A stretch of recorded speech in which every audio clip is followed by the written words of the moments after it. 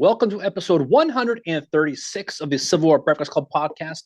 Once again, I'm joined by Mary, a woman who is also short, angry, and likes to burn things. I am merely a blackened marshmallow named Darren. Smoke them if you got them, Mary. How we doing? What? I am not angry. I am No, short. not you. No, you're not angry. You like to burn things. I'll tell you what. I'm not like Sherman. Shouldn't say that. Anyway. Actually, the guy we're going to talk about in this episode, a little bit worse than Sherman. A little bit. So how are you doing today? It's been a couple I'm, weeks since we recorded. We're settling in the new digs, Mary. We're getting yeah, wound up and getting ready to go. So how are you doing? I'm good. I'm settling into life here in Pennsylvania, which is nice. How about you?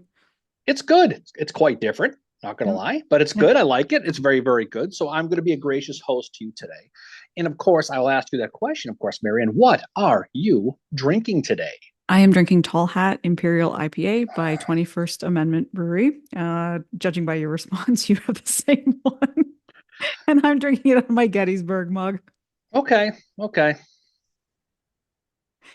are you drinking and Oh my what God. mug? Thanks for asking. I thought you forgot about me, Mary. I'm drinking, it's called Top Hat IPA from 21st Century. And I'm drinking it out of my Run with the Winner mug, which is what it is right here, because we're going to run with the winners today. And we're going to run and we're going to run away from the winners, Mary. So we got a lot of fun stuff to talk about, Mary. Tonight, we're going to head back into the Shenandoah Valley, and we will just be discussing the Valley Boys for sure. That's what we're going to be talking about. What will begin basically as a campaign to drive the Confederates out of the valley and cut off their food supply will result in an event that is still talked about today, and that is called the burning. No, Mary, this burning is not the sensation AP Hill had when he peed, Mary. Don't confuse the two, okay? I was going to say, I was hoping there was an AP Hill joke in there somewhere. It is about a wide level of destruction, rarely ever seen in American history, but one that is very understudied today. It was an event driven by revenge and personal loss that resulted in the destruction of millions of dollars in property near Dalton and Harrisonburg, Virginia, and left a scar on the whole region that is still felt today. Now, again, we'll talk about the Valley. Now, during the Civil War, the Shenandoah Valley was the breadbasket of the Confederacy that was so crucial to Robert E. Lee's Army of Northern Virginia to feed his army in the East. For 3 years, keeping the valley in Confederate hands was of utmost importance to Lee, considering that Union blockade of those Confederate seaports was prohibiting those desperately needed supplies from reaching his men. So he had to hold the valley at all costs. 1862, Mary, there's a guy, his name was Stonewall Jackson. Perhaps you've heard of him, okay? He controlled it, but after he died in 1863, it kind of remained unchallenged until 1864, when focus once again went to the Shenandoah Valley. Now, on the Union side, the generals in charge who were trying to take this valley was a cavalcade of clowns, as they say, sadly including my fellow Waltham, Massachusetts resident, the great Nathaniel Banks. But in 1863... And former 11th Corps Commander Franz Sigel is involved as well. We'll get to him. We will. But while in 1863, while things were falling apart in the West, Vicksburg fell, the Confederacy was cut in half, everything was going badly. In the East, Lee is going to try to hold it together, and supplies were always the front of his mind. Don't you forget, Mary, the Gettysburg Campaign, which is really just a large shopping trip where he acquired enough supplies to sustain his army for the rest of 1863, for example. It was always on his mind, right? Though it's still knowing the importance of the valley for the most part in 1863, it really wasn't threatened by Union forces for the most part. But on March 10th, 1864, everything changed. You know what happened on March 10th, 1864? I'm trying. Well, So bad. on that date, Abraham Lincoln, the guy on the cam, okay, he signed a rather brief yet important document promoting one Ulysses S. Grant to command all armies, and he became a lieutenant general of the United States Army. Now, Grant's promotion and subsequent transfer to that Eastern theater will change everything in the East, and his focus now was doing whatever it took to destroy Robert E. Lee's Army of Northern Virginia. It became paramount. Now, again, think about it for a second here. By 1864, the Civil War was costing the federal government $1 million a day to feed and supply his armies. I looked it up on the Google machine, Mary. In today's dollars, it equals a whopping $20,050,700.64 per day That's to feed crazy. his troops. That's a lot of DQ blizzards. That's a whole bunch right there, right? That's a ton, but the North had the money. Mm-hmm. The South, not so much. They were always trying to find a way to feed the Southern soldiers, and it was always a struggle. The daily ration for a Southern soldier in 1864, a quarter pound of bacon and a pint of cornmeal. That's it. That's all they got. That was it, right? To this end, Grant knew that starving Lee's army was the key to defeating him.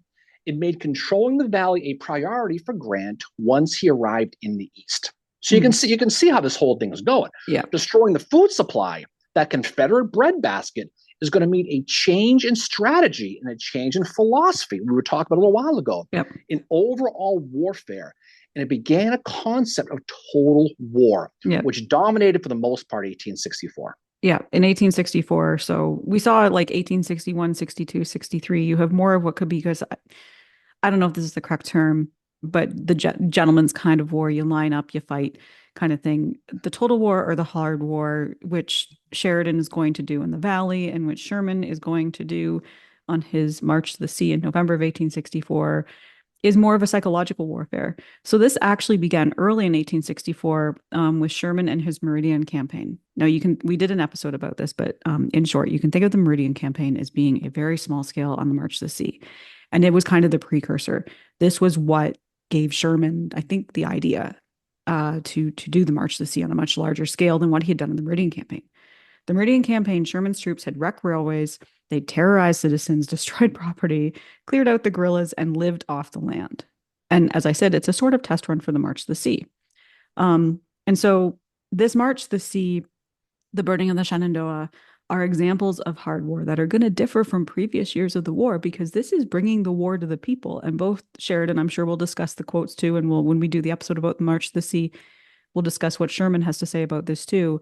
But this is, kind of this psychological, that if you are fighting in Virginia and you're fighting with Robert E. Lee in the Army of Northern Virginia, and you've got your wife and your children are living back in the Valley, and someone's going and terrorizing down there, you're going to stop thinking, because now your property is at risk. Now your family is at risk, and you might desert. You might not have your mind into fighting, and it's psychological warfare, and it's a harder style of war. And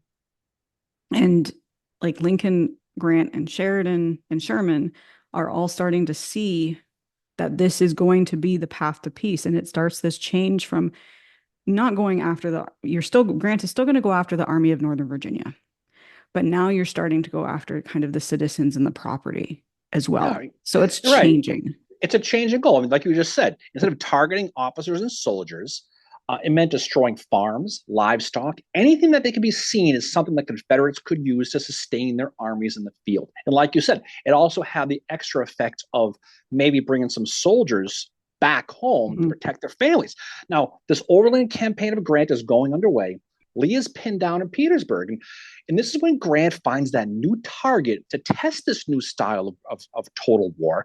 And this was, like we said, Lee's food source in the Shenandoah Valley. So by spring of 1864, the valley becomes a focal point in the East again, which is going to lead to a handful of initial battles. Now, we're not going to go into real details about the battles in the valley, because we want to get some things later, because they will set up some things later on. But the aforementioned Union commander at the time, like you just said, was one Franz Sigel, right? Mm-hmm. Who on May 15th, 1864, despite having 50% more men, inexplicably was defeated by John C. Breckinridge at the Battle of New Market. And that's really something when you're getting defeated by Breckinridge. And as I've said about Sigel before, he was best left with the artillery. Yeah, he was. But this was the Field of Lost Shoes battle. So if you see the movie, this was that battle. Well, so once again, bad leadership on the Union side stopped their effort in the Valley cold. Again, that was a recurring thing. A week later, Sigel gets dumped of Wiedersehen. He's gone and dumped in favor of David Hunter. Now, when Hunter was put in command, this is the first time Grant issues that total war strategy order. Mm-hmm. So as he's moving up the valley, he began to burn civilian properties per Grant orders. He didn't do a lot of it, but he did enough to earn the nickname Black Dave. That's the nickname Oof. he had because that's what it was. But unfortunately for the Union, Black Dave was almost as incompetent as Siegel or Banks was back in 1862. Meanwhile, back in Petersburg, Robert E. Lee, he's getting reports of this new enhanced effort by Grant to control the valley. So he's going to make a change too. He's going to put a man in charge who he trusts, General Jubal Early, is going to be put here. Now, Early, he was no Jackson, Mary. I mean, he was like you. He was profane. He chewed tobacco. He swore a lot.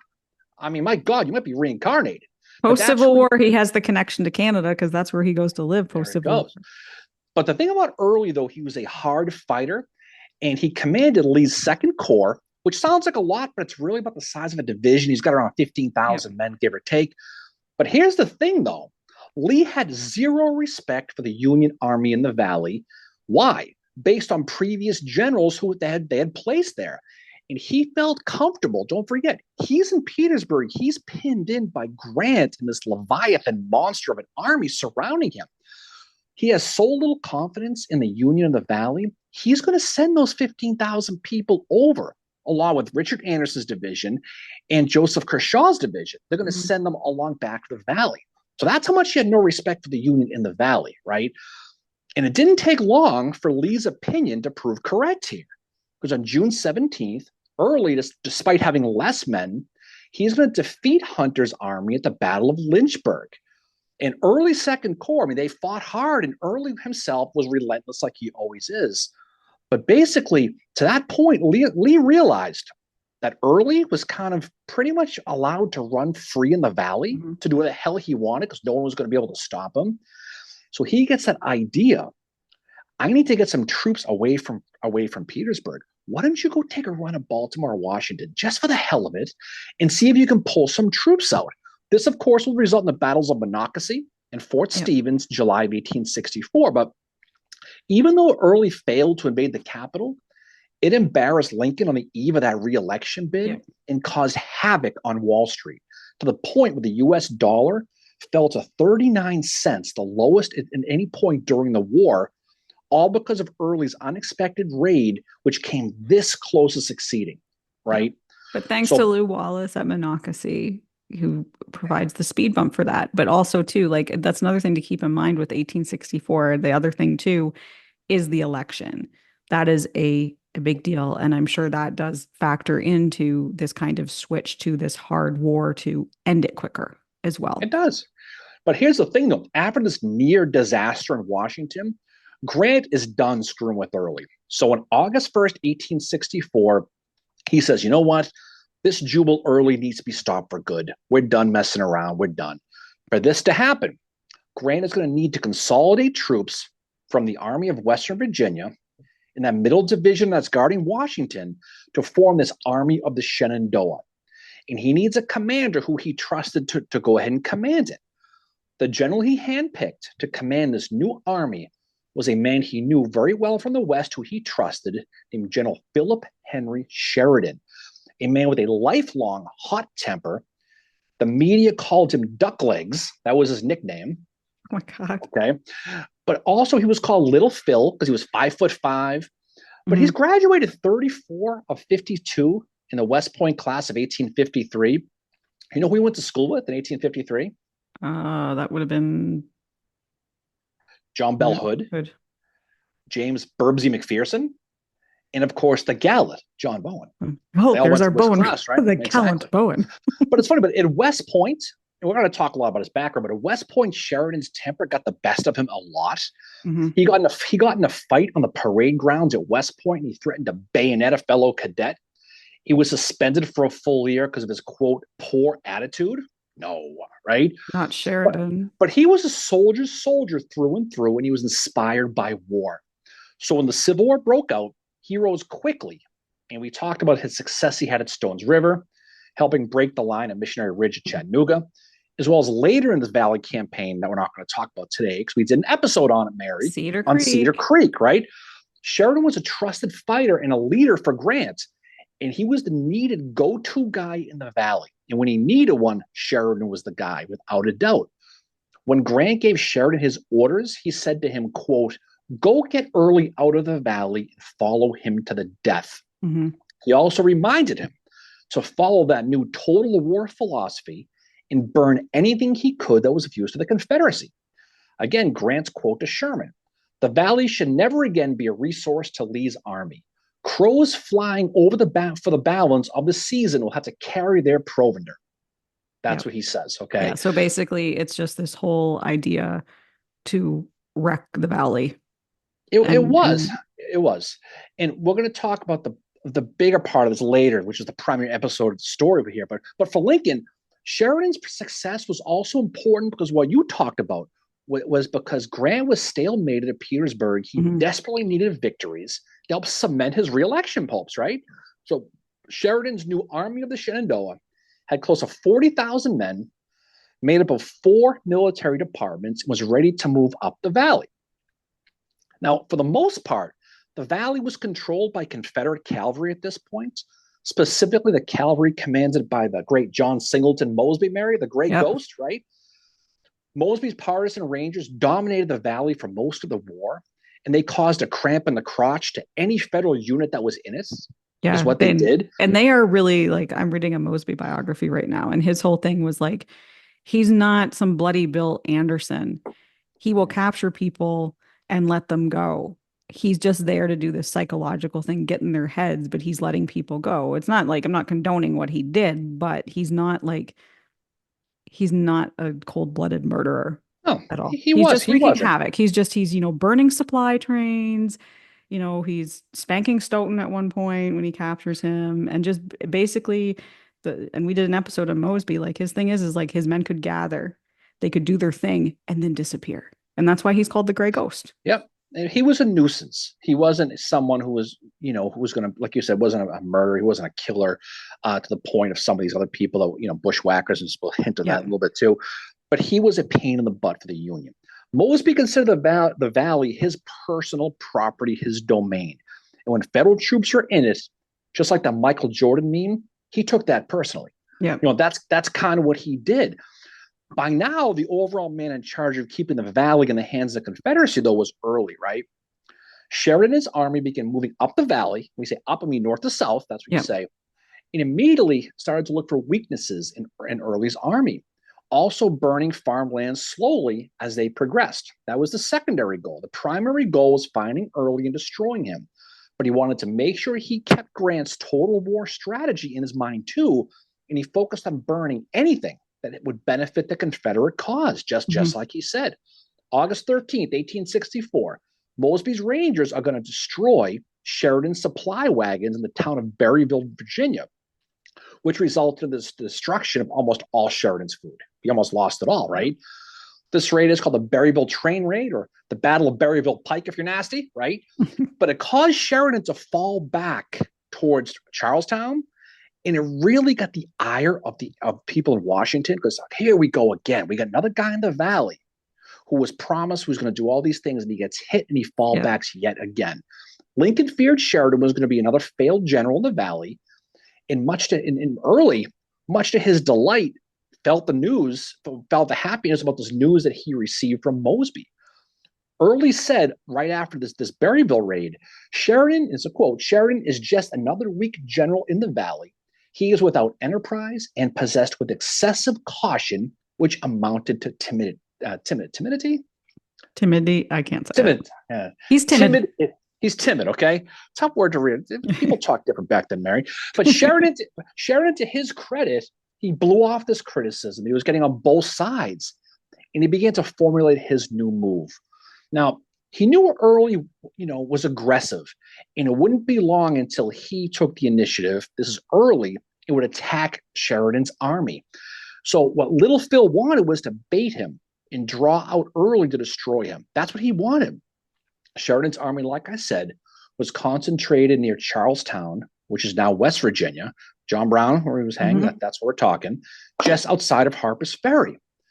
Now, Early, predictably, he fell for Sheridan's trap, and on August 21st, when Early, along with General Richard Anderson, launched an attack at a place called Cameron's Depot.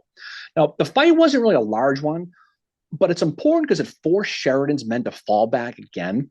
But that next day, Early is going to move to attack Sheridan again, this time directly in Charlestown, which caused him to retreat again into the entrenchments of a place called Halltown, which is just south of Harper's Ferry. So a couple days later, August 25th, two divisions of Sheridan's cavalry are going to intercept Early's advance. But after the rebel infantry pushed them back, Sheridan what? He knows Early's intentions now. He knew Early had a smaller army. He knew he was in the open, and he knew he was on the move. So he basically was a rope. He was rope-a-doping him is what he was doing to basically give Early a little false confidence. But more importantly, he's sick of dealing with Mosby. He wants to fight mano a mano with somebody. Mosby's in his head, and he's got a quote, like, and I'm sure we'll get to this, but basically, like, he just wanted the men started to, like, basically, it's time to hang them if they keep doing it. Mosby is in his head. But here's the thing: Early is no. He didn't wake up last night, Mary. No. Early, to his credit, because he knew his army was divided, but he also sniffed out Sheridan's plan. He's like, you know something? He's trying to draw me out. So what does he do? He's going to basically fall back himself and not attack again. So this game of cat and mouse is going to continue, and Early was fantastic in anticipating your opponent's move is what he did. That's why Monocacy is so strange, because he did not expect that. No, but this one, he's like, wait a second, this Sheridan's got 40,000 guys. This is too easy. He's trying to bring me in so he can, and then he's like, nope, I'm back, and that's what he does. So by early September, Early is thinking what his next plans are. This is when he gets some bad news, and it wasn't from the Federals. You know, it was from Lee. Yeah. And it was basically he got a telegram that basically said, hey, I gave you Richard Anderson's division and I gave you Joseph Kershaw's division. Gonna need him back. So you're gonna just send those guys back to me as soon as possible. And what happened was, he basically decided that Early, had them long enough. It's time to go back. Now both these divisions are going to start to go back, and this is where you kind of get lucky. On their way back to Petersburg, they're going to run into George Crook's 8th Corps from the Army of Western Virginia, who chased the Confederates back to Winchester, Virginia. And so Early, who wasn't far away, says, you know something? I'm going to Winchester because now I can consolidate my army again. I didn't tell them not to come back. They couldn't make it back. So I got them, right? So for the first couple of weeks of September, Early and Sheridan were close. They were right on the outskirts of Winchester, and each sent cavalry patrols out to reconnoiter each other. But for the most part, they just sat around and stared at each other for a couple of weeks. Just going to stare. They didn't do anything. Finally, September 16th, Sheridan gets the information that Joseph Kershaw's division did officially vacate the dance floor. They left, and he returned to Petersburg, cutting Early's army now down to less than 14,000 men. 40,000, 14. Which one would you rather have? Yeah. Right? Bigger army. Size matters, Mary. Even though I don't like Sheridan. No, but it does. Sheridan could not believe his good luck, and he wanted to attack as fast as he possibly could. But what does Early do? He jumps on him again. He pulls the rug out. You know what Early does? Even though he's down 2-to-1 manpower at least, now that Kershaw's gone, he still assumes Sheridan sucks. And he's just as bad as Sigel. He's just as bad as Banks. He's just as bad as Hunter. So he makes the decision, just like Robert E. Lee did at Chancellorsville, to divide his army in the face of the enemy. He is going to take 2 divisions, 10,000 men on September 17th, and move them out of Winchester, leaving about 4,000 men in town to defend against 40,000 Union soldiers. What he wanted to do is he wanted to go around the Savannah and attack the Baltimore and Ohio Railroad, which was Sheridan's main supply hub. So that's what he's thinking. Again, he's thinking the same thing. Get the supplies, cut them off. But almost immediately, Sheridan is going to find out from his cavalry about Early's move and decides it's time to attack. So he sniffs this out now too, this cat and mouse game. And he goes, you know something? It's 4,000 guys. Leroy Jenkins, we're going in. We're going to destroy the small Confederate front. And his plan was he was going to hit both of the rebel flanks in Winchester at the same time. Now, Early's smaller force in Winchester, they were screwed. They were doomed, and they needed a miracle to happen for them, or they were going to get absolutely destroyed. So guess what happens, Mary? A battle? No. They get the miracle. Yep, yep. They do. September 18th, Early is going to find a telegraph message about a meeting that took place the day before between Grant and Sherman, who met personally in Winchester. You mean Sheridan? Sheridan, sorry. I'm the first time I've done that. Grant and Sheridan in Winchester, okay? If you find out that the guy who you're facing is meeting face to face with the big man, the boss, what do you think is going to happen? Something right? big is gonna like they're planning something. They're planning something big. So Early, he wisely realized that if Grant was meeting personally with Sheridan, that an attack on his men was imminent. And so he turned and hauled those two divisions' hindquarters back to Winchester as fast as possible.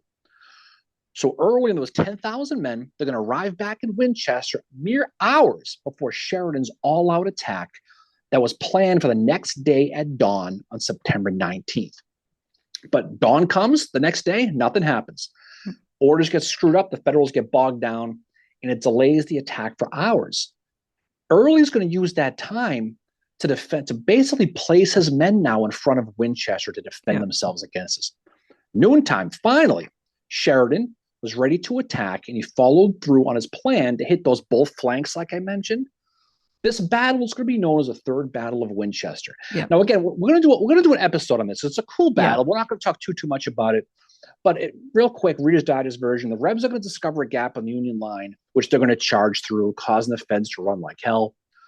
During this charge, one of Early's top generals, General Robert Rhodes, will be mortally wounded in this attack from Gettysburg here. A Union division under the command of David Russell from Salem, New York, he was part of Horatio Wright's 6th Corps. He was in reserve. He's going to attack the rebels once they get within about 200 yards of his line. And this Union counterattack is going to help restore the Union line. Russell himself is going to be killed in this assault. Emory Upton is going to take over. If you've ever read Elijah Hunt Rhodes' diary, All for the Union, he was part of this counterattack. He was part of the 2nd Rhode Island and Oliver Edwards Brigade. And he talks about it in detail. So check it out. But in the end, Early was forced to retreat, and Sheridan will be victorious at 3rd Winchester, also known as the Battle of Opequon Creek. Yeah. Okay. It's very hard fighting, though, for several hours, and it's going to start a series of losses for Early's army, and it's going to be the largest and costliest battle, or one of the largest and costliest battles that is fought in the Shenandoah Valley. The total casualties, Union and Confederate combined, are 9,000. So it is a significant battle when you think about it. And as you said, we are going to do an episode about it because it's quite an interesting study in itself. It's not 9,000 casualties. For one, it's the last battle in Winchester, but 4,000 of those casualties belong to Early, which is 26% of his army he lost in this battle. Yeah. Okay, that's a lot. Okay, Early was humiliated at 3rd Winchester. After the battle, he wrote, because he was allowed to escape, he took off. Custer chased him down, but they got away. Early wrote, Sheridan should be cashiered for allowing us to escape, because he thought that was it. Mm-hmm. You know who was thrilled about the battle, Mary? General Grant. Loved it. 4 stars. He reviewed it, right? Well, yeah, it looks good in the media if you're having a victory, especially in terms of an election. And this is what they wanted, was they wanted fighting to happen. It does. When he got news, so he's back in Petersburg now, Grant is. He's sitting in his tent. He gets the news of the victory at the Battle of 3rd Winchester. Reportedly, he went outside and in true Mary Tyler Moore style, threw his hat in the air in celebration. Probably had a shot of whiskey too, just saying. Probably. But so he was very, very thrilled. Now, Early is going to fall back to a strong defensive position 22 miles south of Winchester called Fisher's Hill. And by the next morning, he had set up defenses and was going to wait for Sheridan. Now, on September 22nd, Sheridan, who had followed Early, bluffed a frontal assault on Fisher's Hill, causing Early's men to withdraw, while he snuck George Crook's 8th Corps, the one who bagged those 2 divisions, around Early's flank and attacked. I mean, not a huge battle. 1,000 Rebs were captured as they ran away. And this is going to be called, of course, the Battle of Fisher's Hill. Yeah. And Sheridan was prepared to bag early for good. But again, unfortunately for Sheridan, for whatever reason, his cavalry stopped chasing Early and they escaped again. But with each battle, Early was being pushed further and further Yeah. out of the valley. Now, during this march up the valley, Sheridan, like we said, had continued to burn materials per Grant's orders, Yeah. but he did so orderly and transactionally. But Okay. then things start to get personal, and that Right. starts.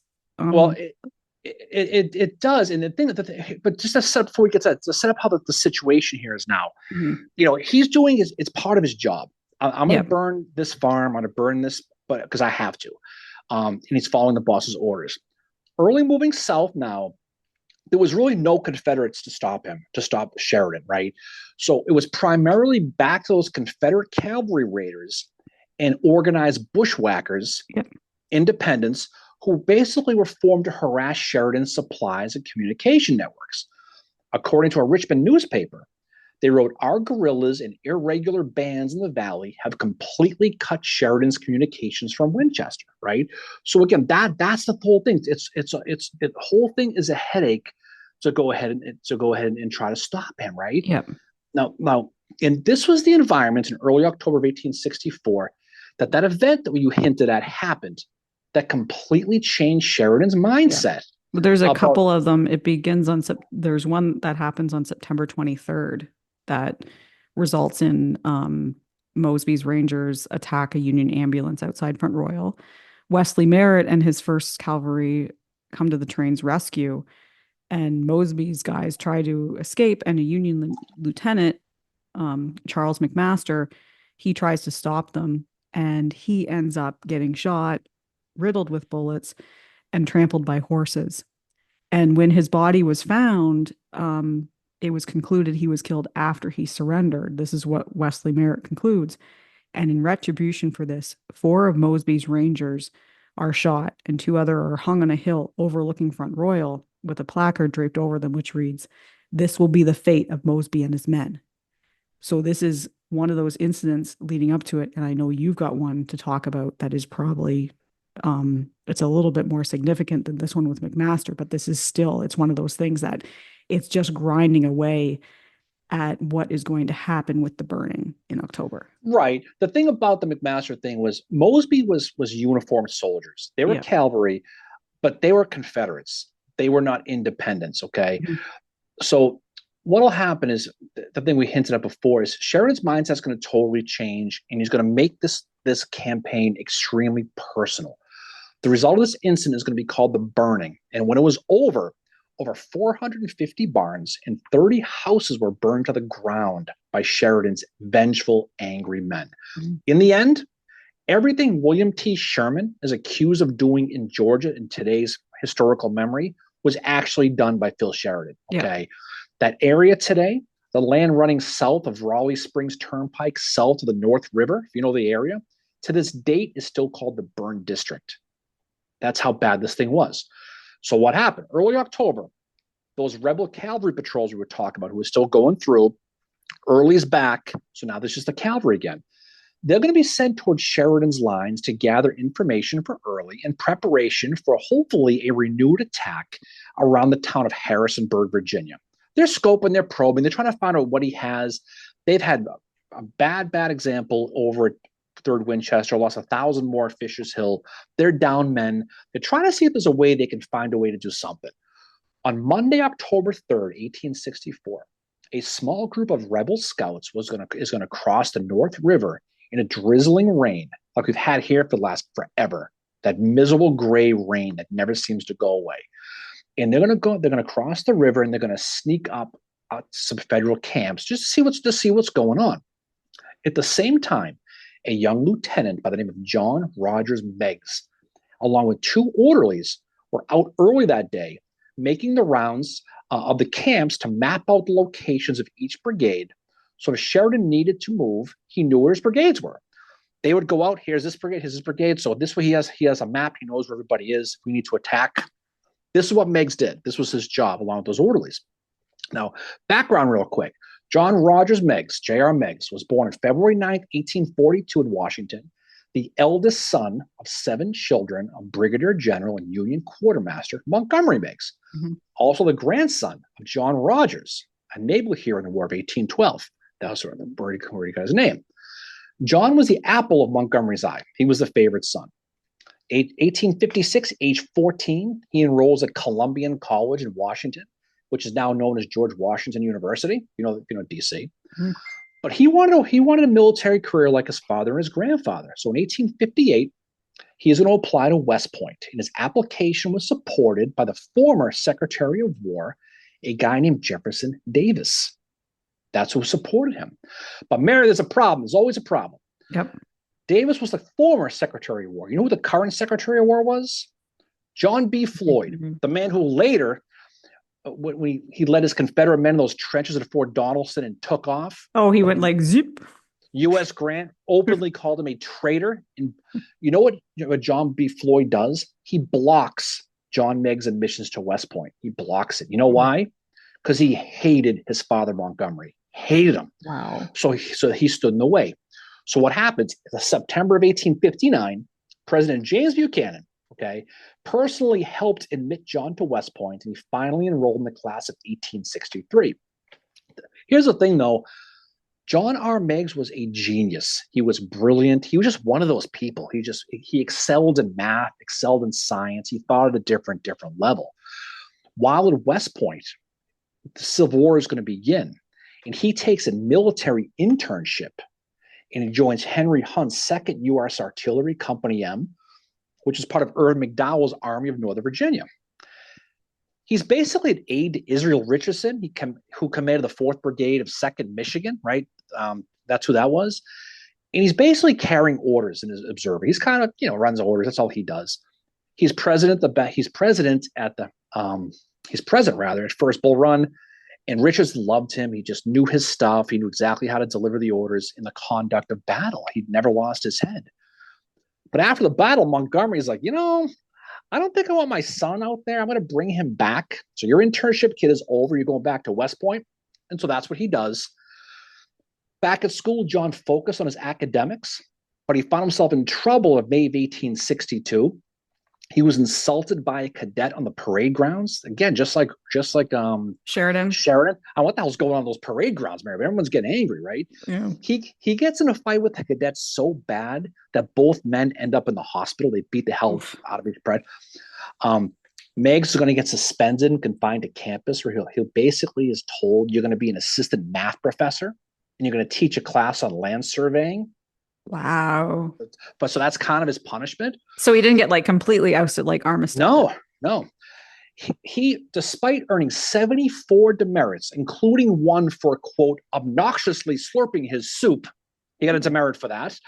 He graduated first in his class at West Point, the class of 1863. Obnoxiously slurping his soup. That's literally how the demerit reads. Can you imagine?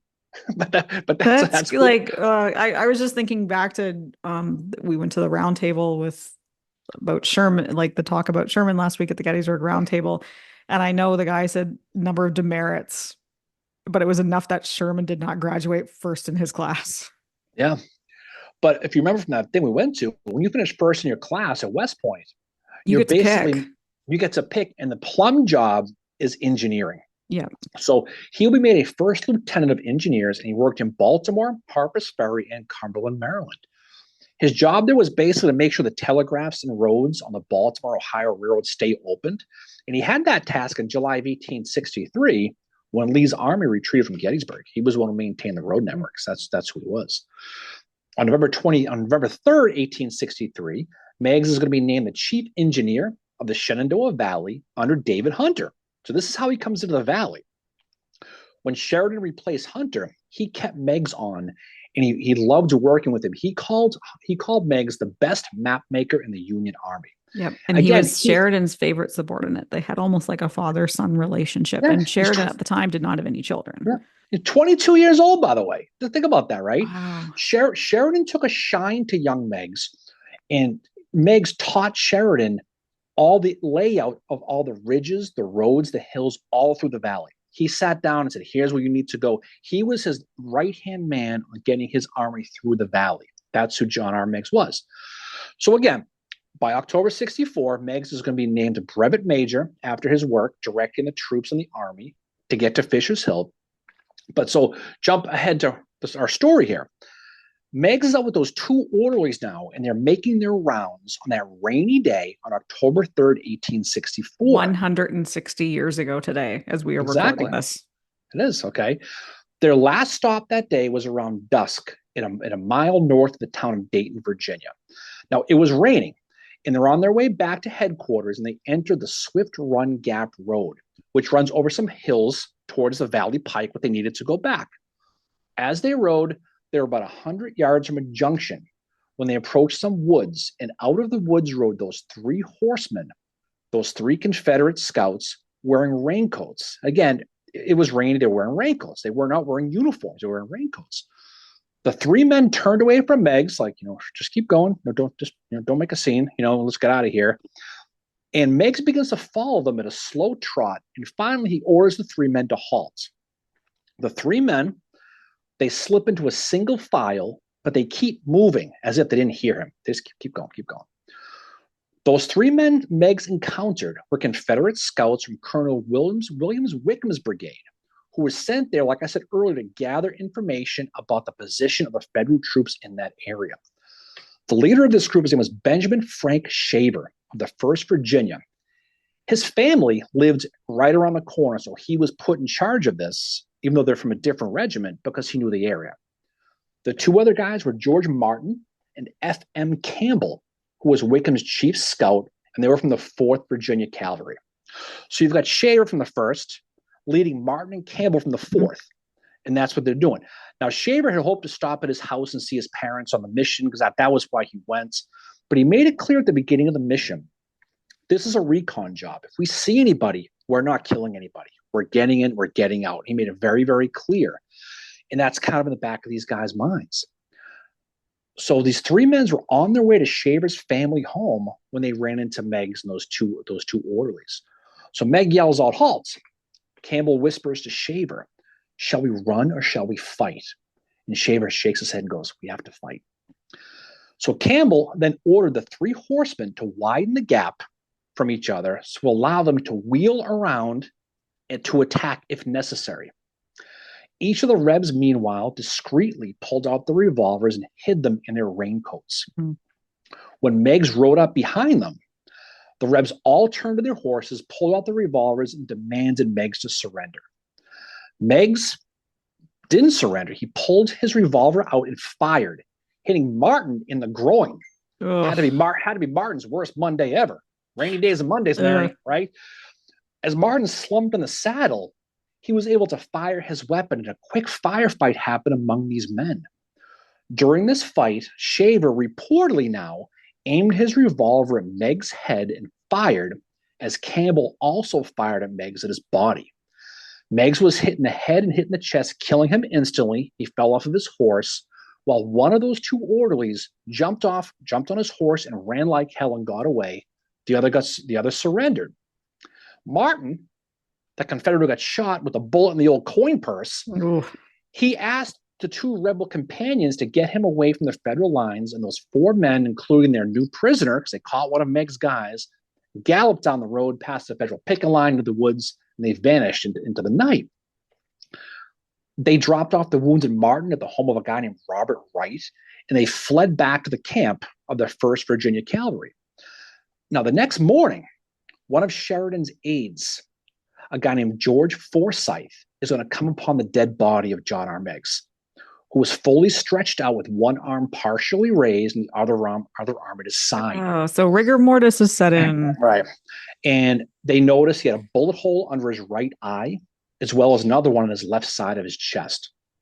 Forsyth had no idea who killed Meigs, and he speculated it was either one of Mosby's men, but it was more likely by one of those independent bushwhackers, one of those non-soldiers, okay? John R. Meigs was dead, and nobody knew who killed him. It was likely the first time anyone ever wondered who shot JR, realistically speaking. That's awesome. Right? I love the Dallas reference.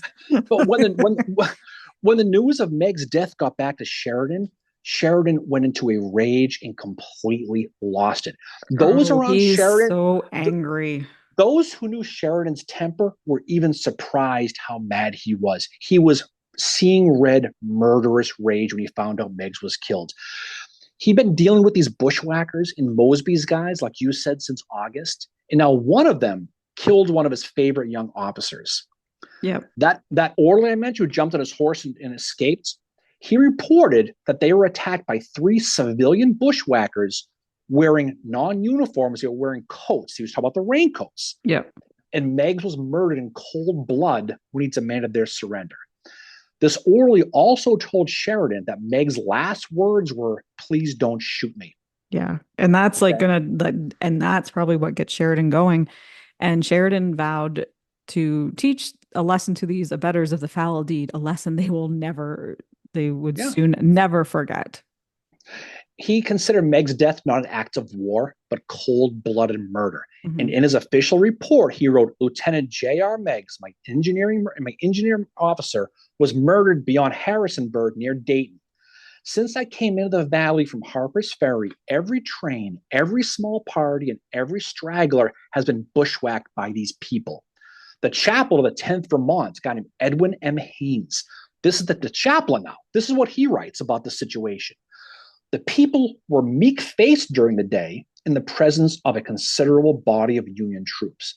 But once darkness came, they became bloodthirsty guerrillas, and in this character, they stole upon our men like savages and shot them down. There were some hung by their heels with their throats cut. Could any punishment be too severe?"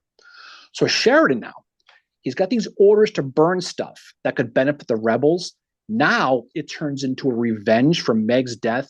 He orders the entire town of Dayton completely burned to the ground, burn everything. Yeah. You know what? He summoned George Custer, who was kind of his guy, to his headquarters in a place called the Birdhouse, BYRD, right? And personally handed him the orders to burn everything. Custer got the orders, jumped on his horse, turned away and laughed and yelled to Sheridan, "Look out for the smoke." That's what Custer said as he took off. These people, they were mad. This was a real deal. Custer ordered his men to burn every building within a circle of 3 miles around the scene of Meigs' murder. The men of Custer's 5th New York were ordered to burn Dayton, while the 116th Ohio had the task to bum the town. I mean, go ahead and steal what you can. Yeah. But here's the thing. A lot of the soldiers, they'd been in this area for a couple of days, for a little while. They got to know the inhabitants. So they were like, man, like they want us to burn. So the orders, we have to do it. But the burning was going to take place the night of October 4th. Mm-hmm. So they spent the day of October 4th knocking on doors, warning the families of what's about to happen. They told them, gather all your stuff, get it out of here as soon as possible, because tonight everything's getting burned. Some soldiers, these are Union soldiers now, actually helped the Virginia families move their items out of harm's way and place troops in front of the houses to guard from bombers planning to rob it first. So you can see the conflict these guys have. Yeah. And this is war when you're thinking about it, right? There are several stories from families describing their experience during the burning. And they tell stories of real misery, but also unexpected Northern kindness too. Mm-hmm. It's a contradictory thing. Well, there's a few Northern soldiers. There's one I'll talk about in a little while. His last name is Kidd. That he's very affected by this, the burning, and you can tell they didn't all agree with it. And that tells me that Sheridan was kind of starting to go over the line with it. That this was beyond what needed to be done. He did, because they were burning barns, they were burning furnaces, they were burning factories, anything that was going to help the Confederate effort, anything like that, burning, mills. But now they want to burn houses where widows live, and they want to burn places where kids live. Yep. An Ohio soldier, he wrote, and I quote, "Such mourning, such crying and pleading for mercy, I never saw nor want to see again. Such wild, crazy, mad, some crying for help while others would throw their arms around Yankee soldiers' necks and imploring for mercy." A Union cavalry, a member in Custer's division, he wrote to his wife, "In the town of Dayton, everything was carried out of the houses and left out until morning. Soldiers carried off whatever they had their mind to. He's talking about the bummers, right? People in the area quickly saw the town engulfed in flames as the 5th New York began to burn the houses and Mhm. barns. One of the first houses targeted was the farm of Noah and Sarah Wenger, who lived about 50 yards away from where Meigs was killed. So they were starting at the location, working away from what they were doing. The Wengers were able to get most of their belongings onto a wagon and joined a refugee wagon train that was slowly going down the Valley Pike away from their homes that were about to be burned. Before long, the 5th New York had torched most of Dayton, and the smoke was seen in every direction. Some horsemen arrived at the house of Reuben Swope, who begged him not to burn the house where it stood. His wife Susanna and his 3 children in stunned silence were there as they began to burn the property right in front of them. One of the soldiers, and this is an interesting quote, one of the soldiers asked one of the children, a daughter named Susan, if she thought that women of the valley would ever forgive the Northern soldiers for burning their homes. And she replied to them, do you think if Southern soldiers were burning the houses of your mothers and sisters, they would be forgiven? Right? Yep. Great question. It's like, okay, Right, touche. exactly. Yep. It's like this blue locust storm was visiting every farm in the 3 miles between Dayton and Bridgewater. There's a story about a woman there who was 64 years old. Her name was Abigail Kaufman. And she's sitting on her porch, 64 years old. And these soldiers are going to approach her house. And she tells them, you can't burn my house. I am first cousins with your boss. And they go, our boss? You mean Custer? She goes, no, Lincoln. It was Lincoln's cousin. Oh my God. Right? But you know what happens? The men's like, well, orders are orders. So they're going to burn the house. They go into the house to go and look for stuff they're going to take. And they go and find her husband Joseph's Masonic apron. And then they immediately left and made sure the house remained standing. Wow. While Kaufman's neighbors' houses were burning, right? So it wasn't the Lincoln relative that saved the house, it was the Freemasonry thing. Yeah. Similarly, up the street, the soldiers entered the home occupied by the family of a guy named Valentine Bolton, who was away fighting in some regiment somewhere. When the burning party arrived, they found Valentine's wife Mary and her 3 children, and they were told, vacate the property, we're burning your home. When the men entered the house, as the children screamed and cried, just imagine. Yeah. One of the soldiers emerged holding Valentine Bolton's Masonic manual. The soldier asked the wife, is your husband a Mason? And she says, yes. And the soldier turned to the men and said, this house is not to be burned. Let's go.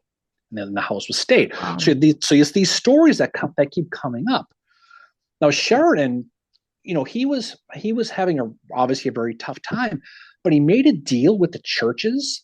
He says, I'm going to burn your church, but if you're a clergy, I'm going to give you a 6-mule team and a wagon to help move your belongings out of the house, out of here. But, guy named David Landis, he was a Mennonite. He took advantage of this offer and began to load up his belongings. And Landis wrote that when he returned after the Union troops left, he saw his home, his barn, and all the outbuildings were completely burned to the ground. He wrote, the Union Army came up the valley, sweeping everything before them like a hurricane. There was nothing left for man or beast, from the horse down to the chicken. All were taken. A lot of the religious people saw the fire shooting in the sky like a meteor. They thought it was Judgment Day. That's how bad this thing was. Literally, they did, right? Mm-hmm. These people outside of Dayton who saw the glow of the fire, all they could do was sit back and wait their turn. Yeah. Just imagine, right? To this point, the burnings were done by the cavalry. The 116th was doing the bombing, the 5th. Sheridan felt it was taking too much time. You guys are going too slow. So he's going to enlist the infantry to do this now too, to speed this thing up, because he wants to get going with this. This is one of my favorite stories. I'm just going to lie. This is one of my favorite stories. One of the first farms of the infantry visited was the farm of Jacob and Margaret Byerly. And they had watched in horror these last few hours, watching their neighbors' homes being torched and ransacked by federal troops and stealing their animals, because they were taking all the animals too.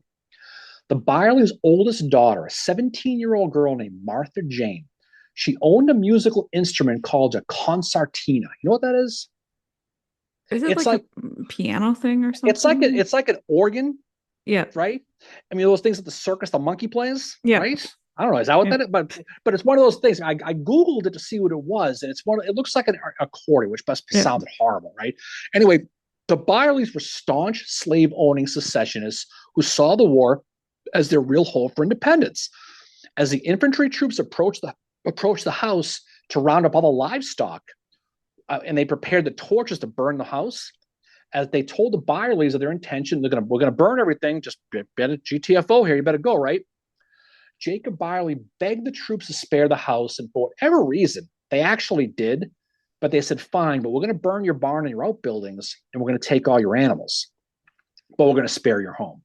Martha Jane, the 17-year-old with the concertina, she watched as the men stole the animals, including a duck that she considered her pet. Aw. And she ran out with the concertina in her hand, begging the men to spare her duck.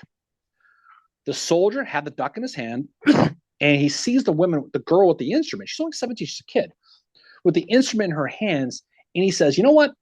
You play me a tune, and I'll give you your duck back." Martha's got the tears rolling on her face. You can only imagine. So she plays a tune. You know what song she plays? Dixie, Bonnie Blue Flag. She plays Dixie, right? And the soldiers stand there glaring at her, but they also, you know what? They start laughing. And they just start laughing. So you know what? After a couple of moments of stunned silence, they give her the duck back and they leave. They thought it was hilarious, the balls that the girl had. I'm going to guess her parents wish they took the concertina, because I bet you that sounds horrible.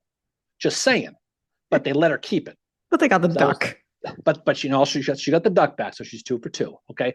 But stories like this happen throughout the region as families hurried to protect their possessions while those troops prepared to burn their homes, and there was nothing they could do about it. There were reports that Phil Sheridan himself sat in a wagon with his feet up, cigar in his mouth, watching everything burn, all for the revenge of J.R. Meigs. Just sitting back, enjoying, loving the moment. Well, Sheridan's philosophy too was that the loss of property would weigh much heavily with the people in the valley, than even more than the sacrifices that were being made on the battlefield too. That was his philosophy. But yes, as you said, he has made this so personal because Meigs was like a son to him. And he's also riled up too because of Mosby. Mosby is in his head, like the same way that Nathan Bedford Forrest was in William T. Sherman's head. It's the same thing. But I mean, there's another story. Morgan Sellers, his wife Julia, and their children moved to the area down the Valley Pike near Lacey Spring soon after Virginia seceded.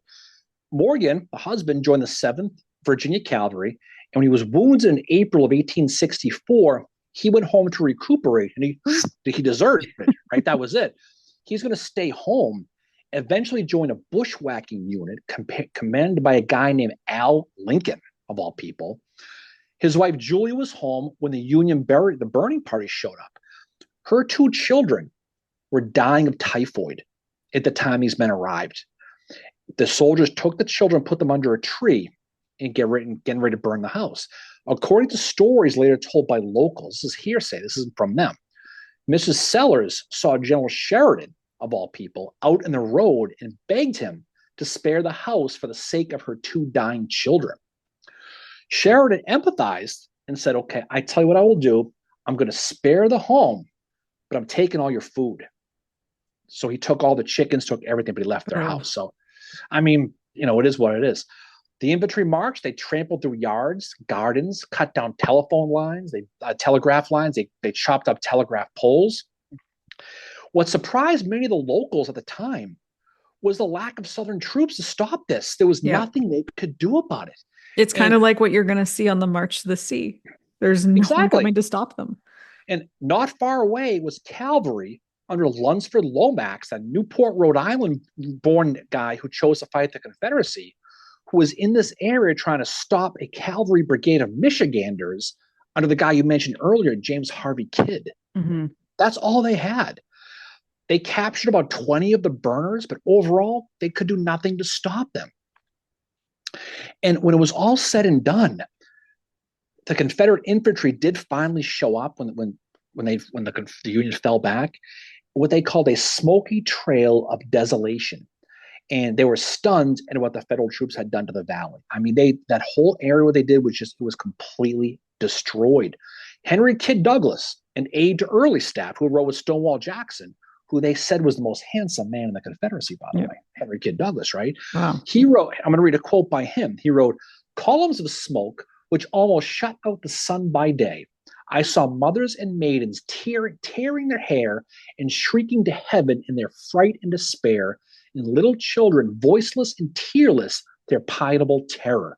He also wrote, "Seeing the daughter of a clergyman who was seen laughing wildly, having gone mad at the sight of her family's outbuildings and home in flames." Now, when the Union troops did leave Rockingham County, the officers in the county court appointed a committee to assess the destruction within this jurisdiction. Mm-hmm. The final list of the burning was published in November of 1864. I'm going to read you this list.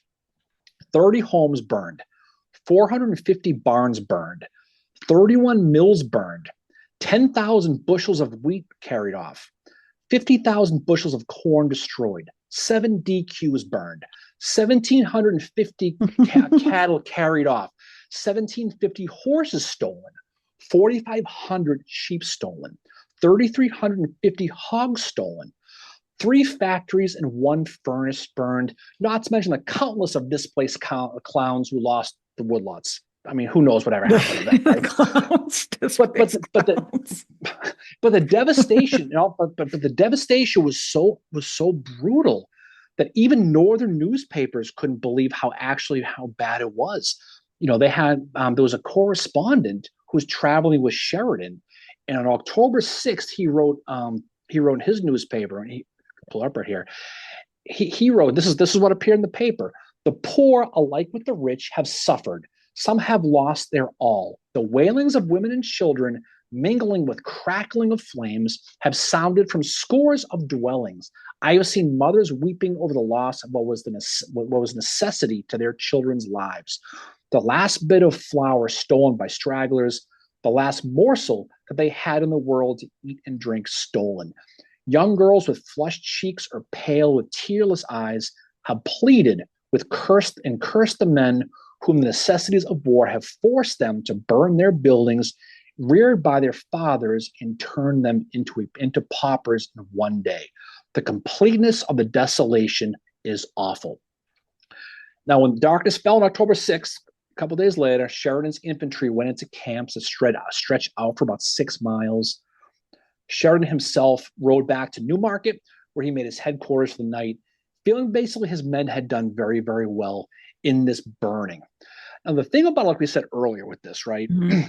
is the burning of the valley is something that does not get enough study as much as the smaller burnings done in Georgia by Sherman. They dominate the imaginations of people who study the war for whatever reason.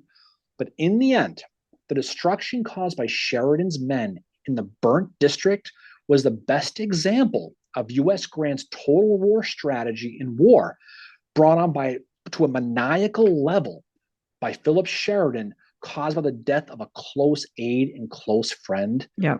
He took his orders and injected it with steroids because he was pissed at personal loss. Yeah. And that's what the burning is. Yeah. And he's not supervised during this at all. Like, Grant is like, whatever, do your thing, right? So he doesn't realize the destruction that Sheridan is causing. Sheridan was described by one person as the most savage man I ever saw. And the 6th Michigan Cavalry Major James Kidd, who you had mentioned earlier, he is a Union guy, and there are many of them that really are affected by what has happened here, affected negatively, because they're kind of like, wow, this is way more than what we should be doing. So Kidd had got a flour mill up and running for his men, so they could like have food, they could take the flour with them, and it was ordered to be burned.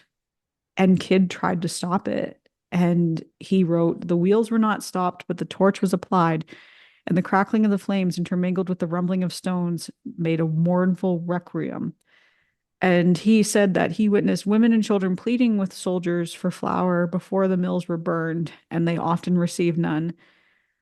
Kidd also said women and children in their arms stood up in the street and gazed frantically upon the threatened ruin of their homes while tears rained down their cheeks. And this is something that kid said that he would never forget, that it was forever. And whether, he meant this or not, it was burned in his memory, was one of the stories I read from him. Custer apparently shot a man who was developmentally disabled. And the guy that witnessed it said to him, "You will sleep in a bloody grave for this." So there are, kind of, there's some pretty horrific stuff going on here that does not get talked about a lot. Um, and then Mrs. Hugh Lee of Winchester, she wrote, "Sheridan, Sheridan, what demon of destruction has possessed you? God grant that you may meet with a righteous compensation." Like, so she's like, they see this guy um, as a demon. But this is what Sheridan wanted too. He wanted to bring this war to them because he said, they're sitting here, they're not experiencing the war. Let's bring the war to them. And he wrote Grant at one point and he said, "I think they're getting sick of war here. I think they're getting sick of war." Um, and it just, like, it's one of those things, as you said, that it's not talked about enough. And as I said, like Colonel James Kidd, the one of the Union soldiers, he said, "It's burned in my memory. The anguish pictured in their faces would have melted any heart not to be seared by the horrors and necessities." And he has quotes around necessities of war. "It was too much for me, and at the first moment that duty would permit, I hurried from the scene." So he's trying to escape from doing this. Um, and that's the thing, is these are not the same stories that you hear on the March to the Sea from the soldiers. This is a very, very different situation. And keep in mind, yes, the Civil War needed to be brought to an end, but Sheridan in the Valley takes this up another notch to a very personal level. Yeah, we're not saying that Sherman didn't do what because he did a lot of things in Georgia, Oh, he but did. There not was bad but stuff done in right, Georgia too. but nothing to the extent of Sheridan in the Valley. And you can go to the burnt district today. You can go down there and visit, and you'll see signs of the burnt district, and you see the size of the area that was burnt. Just imagine. I mean, and the thing about it, though, you look at this thing. War is hell. It's a terrible thing. Yep. And you look at when it's taken to civilians at a personal level, and you can picture the women holding their children, crying as their houses are burned, their husbands are dead, or they're gone, or they're fighting somewhere, and they're left with nothing. What are they going to do? Their lives are completely destroyed. Um, that's what this was. That's what this was. Yep. So like I said, for whatever reason, it's not something that's at the historical front of mind. But when you read the Valley, you tend to think of Stonewall Jackson. You start thinking Yep. things like that. But when you look at the real Valley, when you start to look at the end state Valley, the horrors, and you can see the evolution of the war. By the time you get to October, September of 1864, and you see what happened to the Shenandoah Valley, designed to starve out the Confederate soldiers to end the war. It's real war. It's total war, and Yep. it's something that's amazing that something like that could happen on American soil when it's Americans against Americans, but it happens. And you can read the Elijah Rhodes diary we talked about, some other things that they talk about with this to get a real good flavor, to put yourself in the situation. Put yourself in the shoes of these people. What would you do if you're a Union soldier? What do you do? You have to take orders. Yep. What do you do? What do you do if you're a clergyman? You're in the South, even if you're a loyalist, and you've got to get your personal belongings out of your house because it's about to be burned. You didn't do anything wrong, but again, this is what war became, and that's what it was. So it's Yep. an important study. I'm glad we did it, but I think it's one that requires a lot of different study by a lot of different people. But it goes to show the mentality of someone like Philip Sheridan and the impact of a guy like J.R. Meigs' death and what it did to him, because Yep. it literally it flipped a switch in his head. That was a very bad place to go, and that's what happened. Yep. And he took it up a notch. And, yes, we have the quotes from Sherman regarding Atlanta saying, like, this is war. This is what it's like. And these people, they basically like what they did. This is what we're going to do back to them.